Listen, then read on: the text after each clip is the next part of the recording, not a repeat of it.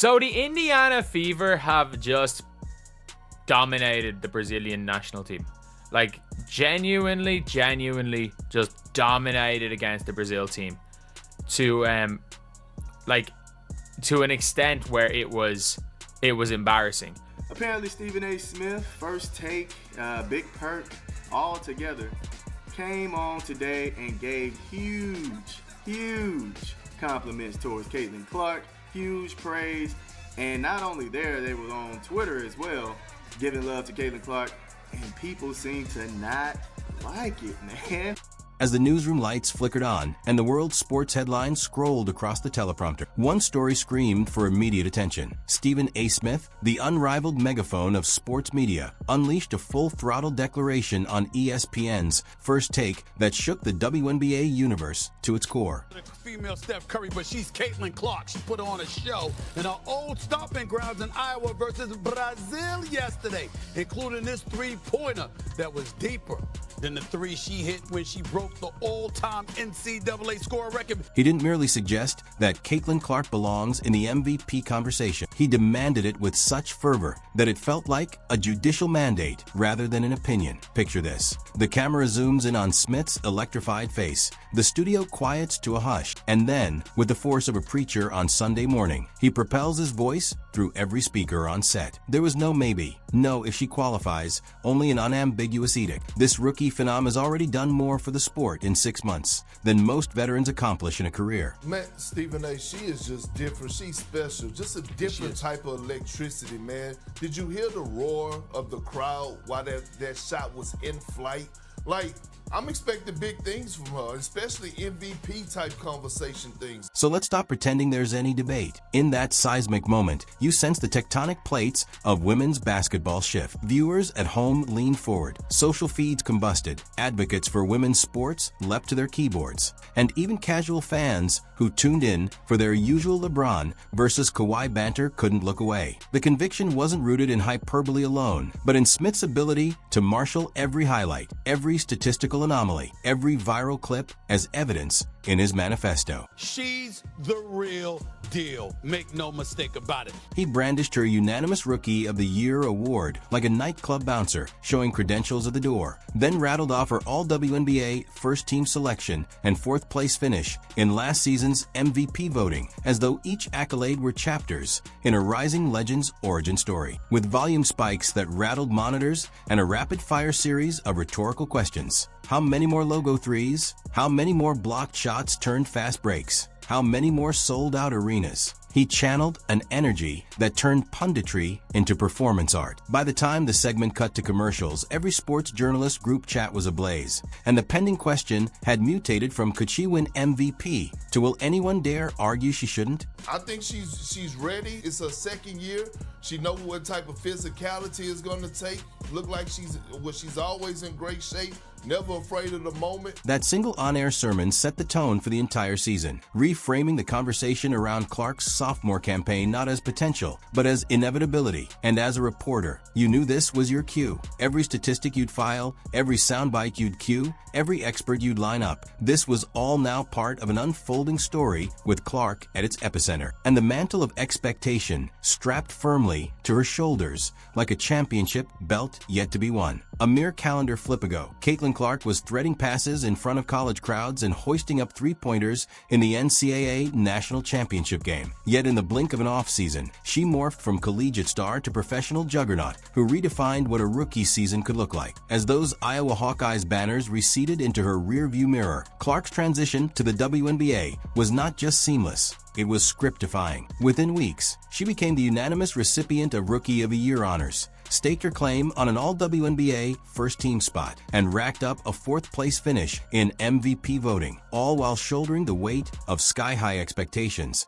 and the inevitable comparisons to the game's legends. For a reporter chronicling this narrative, the challenge wasn't in reporting that she performed at an elite level. It was conveying the sheer magnitude of her initial impact without drowning viewers in sterile numbers. You needed to paint a picture of arenas filling faster than ticketing systems could keep up, of seasoned defenders defenders standing slack-jawed as Clark hit contested shots from anywhere beyond the arc, and her veteran teammates marveling at a confidence level that seemed decades beyond her 22 years. Then there were the whispers in scouting rooms. Here was a rookie who not only understood offenses inside out, but anticipated defensive rotations as if she'd been studying them since birth. Yet for all the accolades and awe, there was one overriding theme. This was only Act 1. The rookie campaign of consensus stardom had concluded, but the sequel promised to be even more explosive. So you strode into your script's next paragraph armed with context. Clark's flawless adaptation from collegiate spotlight to professional bright lights,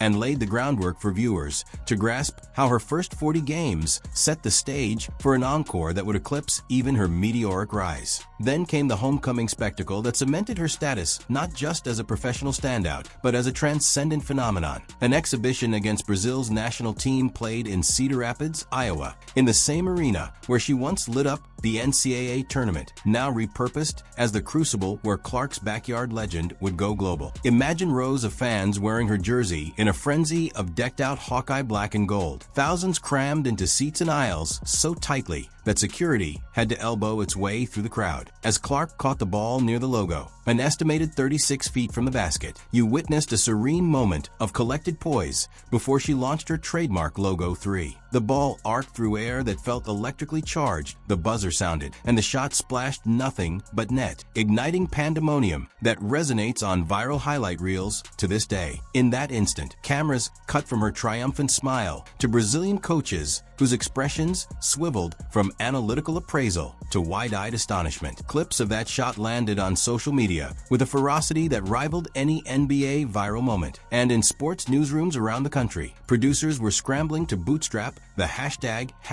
#LogoClark into trending status. As a reporter, you recounted the technical marvel, her feet perfectly positioned, her follow-through flawless. But you also captured the intangible, the way her colleagues on the court paused mid-sprint just to watch her unwind, the hush that fell over the crowd before erupting into deafening cheers, and the inexplicable feeling that Clark was no longer merely a player, but an event unto herself. That homecoming cut through every primitive expectation of how women's exhibition games should perform and rewrote the rulebook. If Caitlin Clark takes the court, sell every ticket, crank every camera, and brace for impact, of course. With meteoric rises come polarizing opinions, and nowhere was that more evident than in the digital trenches of social media, where fandom and rivalry collided in real time. The threads began innocuously enough, basketball enthusiasts debating shot selection and clutch plays, but quickly evolved into elaborate fan feuds worthy of professional wrestling, with Angel Reese's followers taking jabs at Clark style and Iowa alumni firing back in defense of their hero. One viral tweet quipped that Reese's physicality would make short work of Clark's finesse, only to be countered by a highlight reel of Clark's crossover that left a Brazilian national team guard sprawling on the floor. Within hours, a truce of sorts emerged. Even members of the Brazilian squad, after running Clark off the three-point line helplessly, posted glowing praise about her court vision and unshakable confidence, with one forward confessing on Instagram that guarding her felt like chasing a shadow. As a reporter, you distilled the cacophony into a narrative arc that underscored her universal appeal. Whether you wore the purple and gold of LSU or the blue and white of Brazil, you couldn't help but acknowledge the transcendent artistry of her game. You wove in soundbites from interviews where Clark took the banter in stride, deflecting praise and defusing criticism with disarming humility. That in an age where athletes' legacies are often shaped more by social feeds than stat sheets, Clark's viral moments weren't mere hype. They were the sparks that kept the conversation ignited, cementing her status as a global ambassador for the WNBA and a unifying figure in a sport too often siloed by conference lines and national allegiances. And look at the difference. My goodness, man. That is a ridiculous shot, fam. Ridiculous shot. Beneath the roar of the crowd and the swirl of hashtags lay the substantive debate every analyst craves, the MVP conversation. On one side stood Caitlin Clark, wielding a resume so loaded it read like a highlight reel of career best numbers, leading all rookies in points, assists, steals, three-pointers made, true shooting percentage, and minutes played. On the other stood established luminaries like Aya Wilson, a two-time MVP and champion whose consistency and leadership defined eras. The narrative tension was irresistible. Veteran excellence versus youthful ascendancy. As a reporter, You parsed the advanced metrics to reveal the nuanced contours of the debate, how Clark's offensive rating rivaled league leaders, how her usage rate skyrocketed without sacrificing efficiency, and how her ability to generate open looks for teammates translated into a team-wide offensive uplift. The vibes are immaculate in this team. I have to say, the vibes are absolutely immaculate. This to your Indiana Fever teammates, that this is special. The entire team are happy for her here. The entire team are there swarming her. She's back in Iowa. She balled out, and then the fact is like how she ended the game as well. Like, yet you also acknowledged Wilson's championship pedigree, her refined mid-range game, and her unmatched impact on the defensive end. Then, in a moment of pure sports media theater, you recounted Stephen E.'s on-air challenge to the narrative consensus. If you've watched 5 minutes of her games, how can you still debate this? His provocation reframed the statistics as moral imperatives, daring anyone to argue for tradition over transformation, her numbers versus their legacy, and toward a deeper truth. MVP is as much about narrative momentum and cultural sway as it is about shots made and rebounds grabbed. And on that front, Clark had staked her claim not just with performance, but with an intangible electricity that rewrote what people expect from a most valuable player. Beyond the numbers and hot takes, the phenomenon labeled the Caitlin Clark effect became a case study in how one player can reshape an entire league's economics and fan engagement metrics. A season that began with modest attendance projections for the Indiana Fever soon saw sellout streaks as ticket demand outpaced supply by a staggering 30%, forcing analysts to revision mid-season forecasts upward multiple times. Regional broadcast partners reported that WNBA viewership more than doubled for matchups featuring Clark, transforming previously sleepy Wednesday night games into must-see television events. And all these people, 15,000 people and more, love them too, so that's what's about. Even beyond the court, her jersey became the fastest-selling piece of apparel in league history, outstripping every NBA rookie release for consecutive weeks. Corporate sponsors clamored for partnerships, from sports drink brands wanting her as the face of their next campaign to tech startups seeking a Clark-inspired toolkit for young women in STEM. Ticketing executives who admitted they'd never seen a surge like it. TV programmers who scrambled to rebroadcast classic Iowa games. And league officials who credited Clark with accelerating revenue streams that might otherwise have taken years to develop. These metrics not as ancillary footnotes, but as the central storyline of a league in transformation, where the arrival of a single player can catalyze structural shifts in media rights valuations, sponsorship portfolios, and grassroots participation. For viewers, it became clear that Clark's impact extended well beyond highlight reels. She was the economic engine behind a league reclaiming its place in the national sports conversation, forging a blueprint for how women's professional sports can thrive in the modern media landscape. Yeah, a championship, that's our goal, and I think working every single day.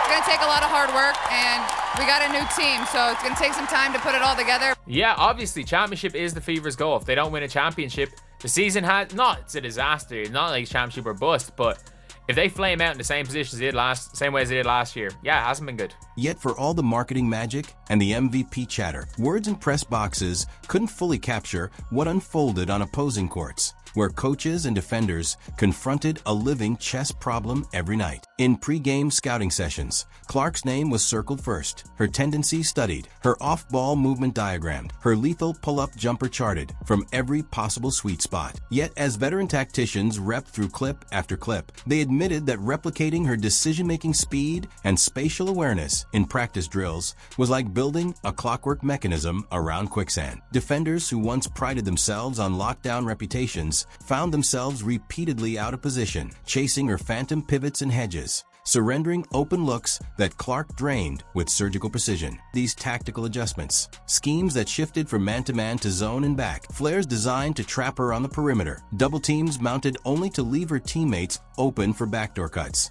and direct quotes from opposing coaches conceding that, for all their strategizing, they still played catch-up. The in-game metamorphosis. Clark reading the shifting defensive front in real time, rewiring the offense on the fly, and either scoring effortlessly or racking up assist after assist with a court vision that felt more cosmic than corporeal. Through these narratives, viewers gained an insider's view of the ongoing tactical arms race ignited by Clark's every play, a dynamic so riveting that it injected every game with the intrigue of a strategic showdown, making each tip-off feel like a chapter in a broader saga of innovation versus tradition. Off the hardwood, Caitlin Clark's ascent unfolded as a masterclass in athlete branding and modern media engagement, challenging every preconception about how women's sports personalities can command the cultural conversation. Within months of her WNBA debut, her social media following tripled. Platforms that once relegated women's basketball highlights to secondary feeds now prioritized Clark's content, generating click-through rates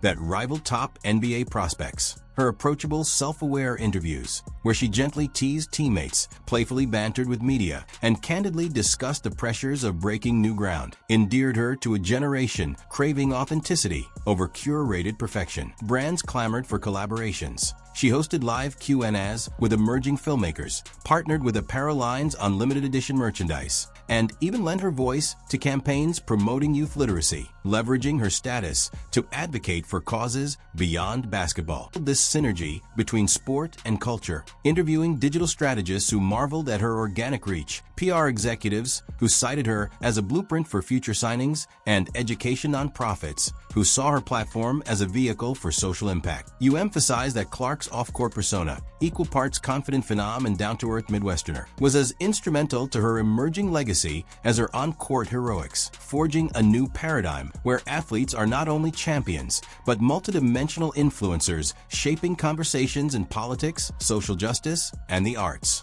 Despite accolades, analytics, and adulation, skeptics persisted, clinging to time-worn narratives about paying dues and earning respect. Yet Clark's response to criticism was itself a lesson in poise and professionalism that belied her rookie status. After games, she greeted every microphone with the same composed candor, deflecting praise toward teammates and praising the grind of opponents who tested her. When asked about the gendered discourse surrounding women's sports, she articulated policy-level insights on pay equity and facility improvements, earning nods from league executives and union leaders alike. On her sold-out public appearances, meet and greets that felt more like rock concert after-parties, where she fielded questions about sponsorship ethics, mental health advocacy, and the future of Title IX with a gravitas unusual for someone still months into her pro career. By spotlighting these moments, you guided viewers to understand that Clark's MVP candidacy wasn't just grounded in points and assists, but in an emergent leadership profile that fused athletic excellence with civic awareness. In doing so, you underscored a crucial tenet. True most valuable player status demands not only transformative on-court performance, but the ability to elevate the game's profile, influence league trajectories, and command respect in every arena, both literal and metaphorical. Now, as you assemble your final lead for the evening broadcast and cue the montage of highlight after highlight, logo threes turning into signature celebrations, behind-the-back assists morphing into rallying cries, and smiling fans chanting her name in packed arenas, you realize you're not merely chronicling another season. You're documenting a watershed moment in sports history. Caitlin Clark's sophomore campaign has already rewritten expectations for rookies, reignited national attention on the WNBA, and triggered an economic resurgence that leagues spend decades chasing. The MVP trophy may not yet be engraved, but in every sold-out crowd roar, every spike in live viewership, and every viral highlight that eclipses the NBA's trending clips, you sense that the hardware is little more than a formality. As a broadcast fades to a promo promising tomorrow's full sit-down interview with Clark herself, you leave your audience with a reporter's closing thought. In a world where sports moments often flicker like fireworks before fading, Caitlin Clark's luminous rise feels less like a fleeting display and more like a dawn heralding a new era. And if you thought you knew what basketball greatness looked like, prepare to have those assumptions shattered, because the story of Caitlin Clark is just beginning, and the best chapters are yet to come.